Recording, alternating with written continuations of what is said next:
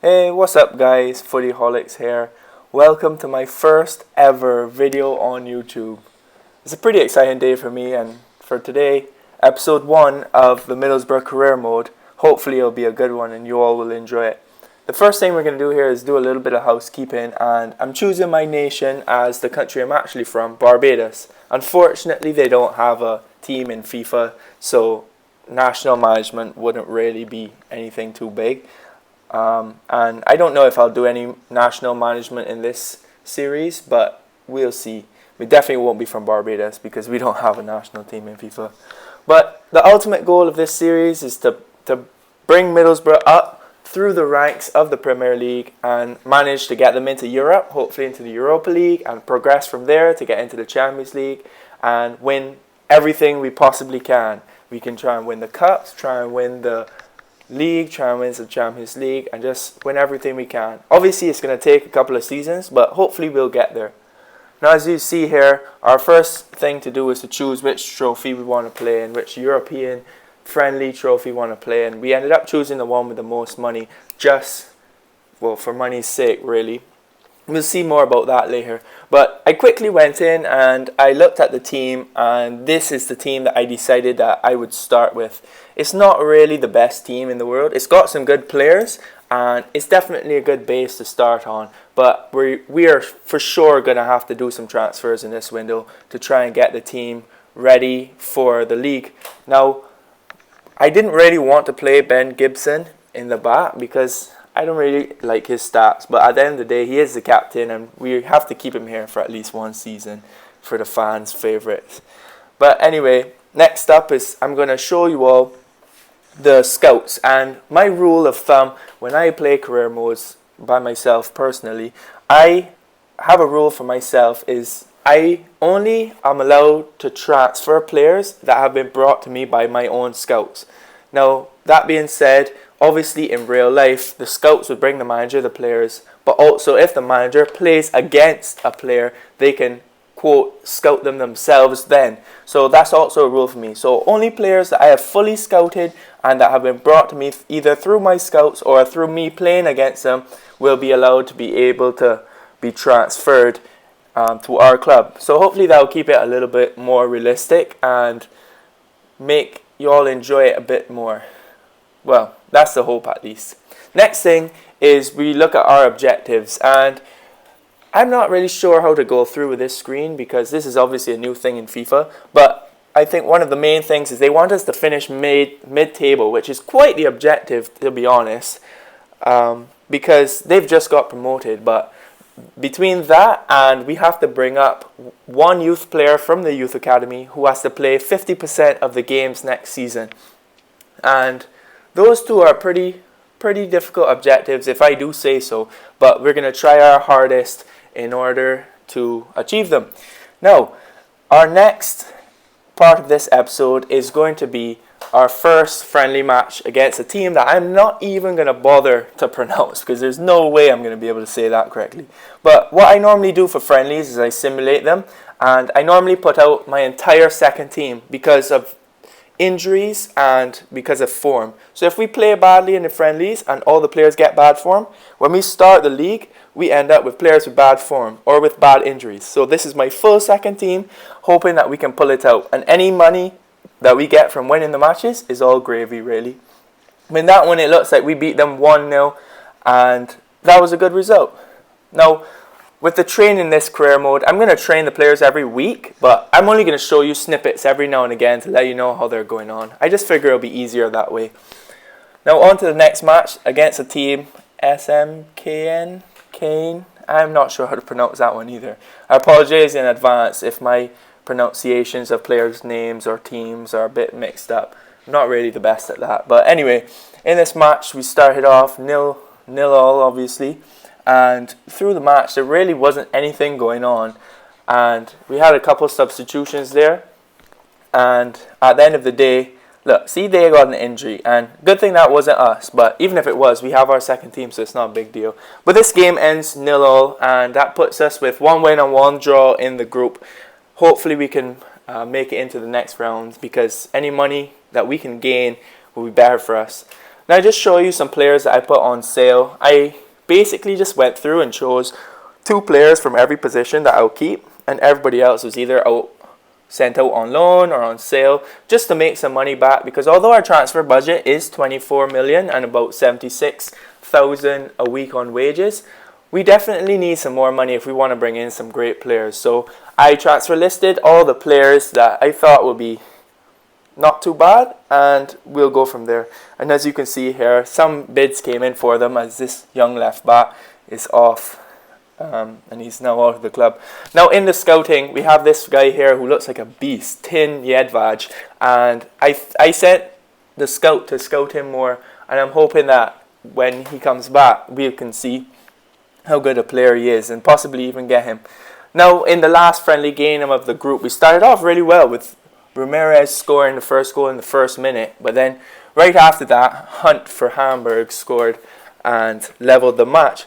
Going into half-time is still 1-1, and towards the end of this match, my fears have realised, and he decided to put a little bit of a stronger team out, and that is exactly the opposite of what I wanted to do, as I was saying in the last couple of games. And Espinosa gets injured. As you can see there, he's broken his ankle and he's out for 7 weeks.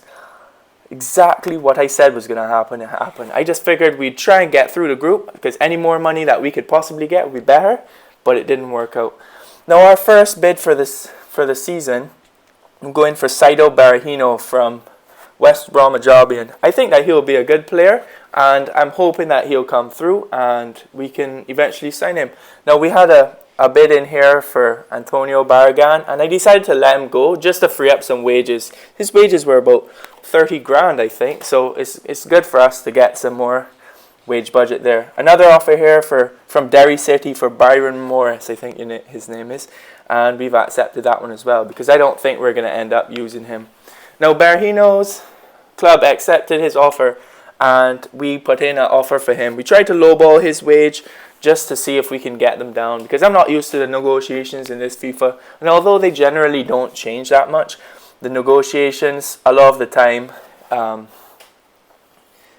slightly vary in FIFA. So last year you weren't able to vary their wages at all. You had to give them either exactly what they wanted, or you had to give them a little bit more than what they wanted.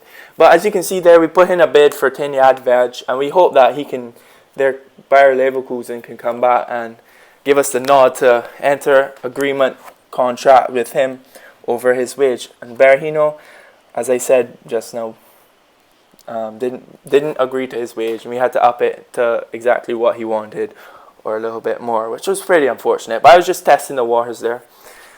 Now this guy, Salif Sane, he looks like a pretty good player, and we need a centre defensive midfielder, because both of our defensive midfielders are either not really quite the best, or their work rates don't quite suit the style of play that I like. So we sent him off to get scouted a little bit more, so we know more about him. Now the next player that we went in for is Connor Wickham from Crystal Palace. I just think that he'll be a good backup striker, and we can somehow bring him in for fairly cheap. That would be brilliant, and we'll play well. Now Jedvaj here, they didn't accept the offer just yet, so we had to up it a little bit and hope for the best. Now the next is we had to go back in for Wickham, because they said no way to the low ball offer that I put in.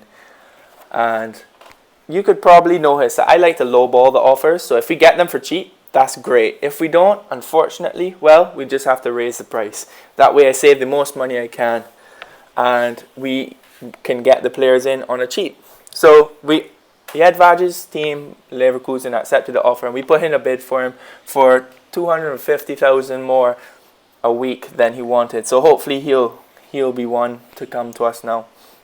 As you can see there, we put Cardiff Vickers out to be scouted a little bit more, and he came back, and we sent an inquiry for him. We also put in a bid for Salif Sane for 8 million, and we're hoping that they'll accept that, because it's a little bit above his valuation, but when we inquired, they said they wanted 10 million for him. We had a bid there for both George Friend and another keeper, which I am not even going to bother saying his name. So they both left the club, and that freed up a little bit more wage and also gave us some more money to work with. So Jedvaj here, as you can see, accepted his offer, and we brought our first signing of the season, Tin Jedvaj, into the club, and he looks like he could possibly grow to be a really good player for us in the end, and I'm very happy with that signing. Our second most important signing, I would say, is Salif Sane.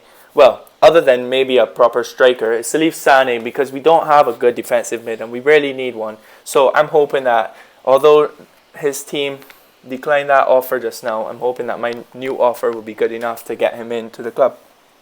And I was scouting in Italy, and in Torino, my scout came out with this guy, and he actually looks like he could be pretty good. His overall is a little bit low considering that he's 24, but he can definitely come in and maybe be a substitute box-to-box midfielder for us, and hopefully come in, maybe make a difference at the end of games. And by his stats, his physical stats at least, he looks like he could be a pretty big beast. So we put in a bid for him as well, hoping that they would accept that. It's a little bit above his valuation, but we'll have to see what they say. So the next part here we go on, and Salif Sane's club accepted a $10 million offer, although they wanted 12, and we then said, perfect, alright, well, we'll send him in $500, a little bit cheeky above his valuation for wages, and hope for the best. As you can see, James' husband leaves the club there, goes to Blackburn. Berahino also comes back and accepts his offer, and he becomes our second signing of the season. So we've now got a right back that could play centre back. As you can see here, Sane now accepts as well. So we've got a right back that could play centre back, a defensive midfielder, and a striker. So we're looking pretty good in terms of squad depth. And Berahino may actually come in as one of our first team strikers. You never know. In our last piece of business, before we start the first game of the season, we renewed our offer for Alfred Aqua, hoping that he will come in to us and join us up at either the end of this episode or the beginning of the next one. So our first game of the season now is against Stoke City, and we hope for it to be a good one, as we need to start the league strong. But unfortunately, the first chance of the game came to them as Wilfred Boney picks up the ball from a wide position, cuts inside and has a shot, but fortunately for us it goes just wide of the post, and there wasn't too much to shout about for that one. The next chance of the game came to us, and Berahino took around his man down the side, crossed the ball in after being a little bit obstructed there, but the keeper was there to save and it went out. But it was picked up by Salif Sane, who took the ball around his man, passed it into Victor Fisher, who gave it back to Berahino, who turned and shot, and it was so close, but it was just wide of the post, and nothing came of that one. The next attack again, the ball was played 1-2 back to Joe Allen, who kicked it down through our defenders into the box, and Sobi kicked the ball and it went straight over the net, fortunately, because that was a good flowing move from Stoke and it could have ended worse. Now watch this man run down the line. He is so quick and he leaves everyone in the dust. Cuts inside, has a shot, but unfortunately it deflects right over the bar, and the good chance we had to score the first goal of the match was gone. So we start the second half at 0-0. And the first half of the game came to us as Ramirez has a shot right in front of the goal, but between the defender and the keeper, they managed to get it away and out for a corner. Now our next attack of the game came through Stuart Downing, who cuts down the line, cuts inside, passes the ball across, and Negredo gets there, but unfortunately it's blocked, and it comes out to Fabio, who turns his man over, has a shot, and is deflected off the guy's head back out. Pass back into Negredo, who has a shot, and the keeper somehow saves that. Don't know how. That was literally one of the hardest shots to save ever, and the man just saves it easy. Anyhow, that means that our first game of the 2016-17 season with Middlesbrough is a draw against Stoke, with Salif Sane picking up man of the match here, which is good because he just came in for us and proved that we made a good signing already. Anyway guys, thank you so much for watching. I really appreciate it, and if you have any comments, criticisms, or any ideas or rules that you could give me for the next couple of episodes, leave it in the comments below. I really appreciate any support, and hopefully there's more to come. I'll see you guys next time. Peace.